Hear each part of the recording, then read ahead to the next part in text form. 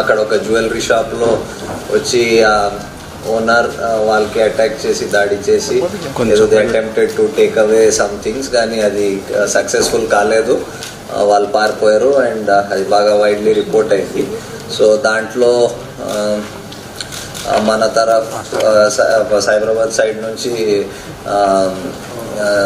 Medchal police, CCS and SOT కలిసి multiple teams చేసి yesterday evening kala they had apprehended 2 of the offenders,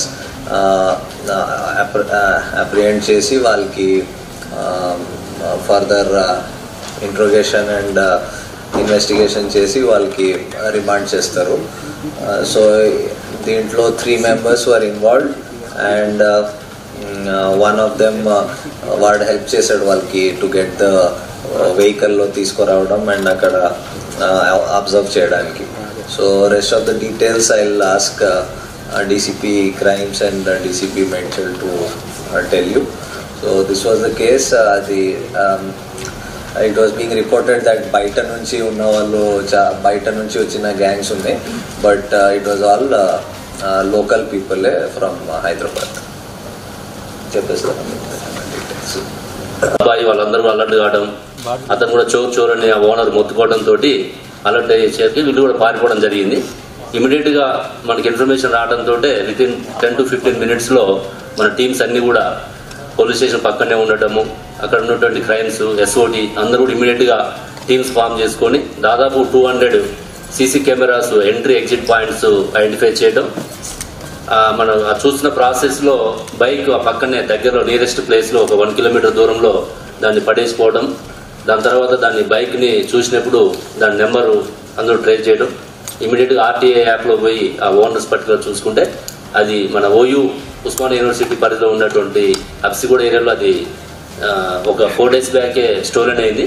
ఇమీడియట్గా ఆ ఓనర్స్ని consult చేసి అక్కడి నుంచి కూడా మనం సీసీ ఫుటేజ్ కలెక్ట్ చేసి దాని రూట్ అంతా కూడా ఓయూపీఎస్ నుంచి అప్ టు చాదర్ఘడ్, మీర్ చౌక్, చార్మినార్ వరకు కూడా దాదాపు అన్ని టీమ్స్ ఫాలోఅప్ చేసి అక్కడ రీసెంట్గా వీళ్ళు చాదర్ఘడ్లో అయినటువంటి రాబరీలో కూడా ఇన్వాల్వ్ కావడము, అప్పటికే మన వాళ్ళందరూ కూడా జైల్ రిలీజ్ పర్సన్ తీసుకోవడము, వాళ్ళ యొక్క ఇంట్రాగేషన్ రిపోర్ట్స్ స్టడీ చేయడము, ఎక్కడైతే సీసీ ఫుటేజ్ క్లారిటీ వచ్చిందో అక్కడ ఈ పర్సన్ చాదర్ఘడ్లో ఇన్వాల్వ్ అయిన పర్సన్ ఐడెంటిఫై చేసుకొని ఇమీడియట్గా ఐఆర్లో ఉన్నట్టు నెంబర్స్ ఆధారంగా మనం A1ని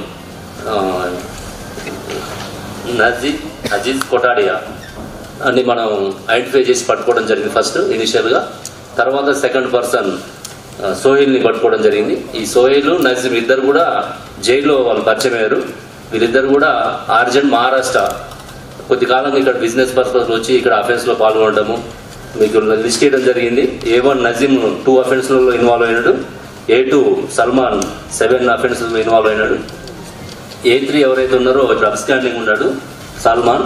ఇతన్ని వాళ్ళు ఏం చేశారంటే చాలా జాగ్రత్తగా వాళ్ళకి క్రైమ్ నాలెడ్జ్ ఉండబట్టి వాళ్ళ బైక్ని ముందే తెచ్చి ఆడ పెట్టడం, మనకి సీసీ ఫుటేజ్ ఎంట్రీ ఎగ్జిట్ దొరకలేదు చాలాసేపు కూడా. ఒక 1 kilometer రేడియస్లోనే ఆ బైక్ని వాళ్ళు 2 days బిఫోర్ వచ్చి అక్కడ పెట్టిపోవడం వల్ల మనకి అర్థం కాలేదు. ఎప్పుడైతే బైక్ మనకి దొరికిందో దాని తర్వాత మళ్ళీ మనకి అప్సిగూడ నుంచి సీసీ ఫుటేజ్ స్టార్ట్ చేయడం జరిగింది.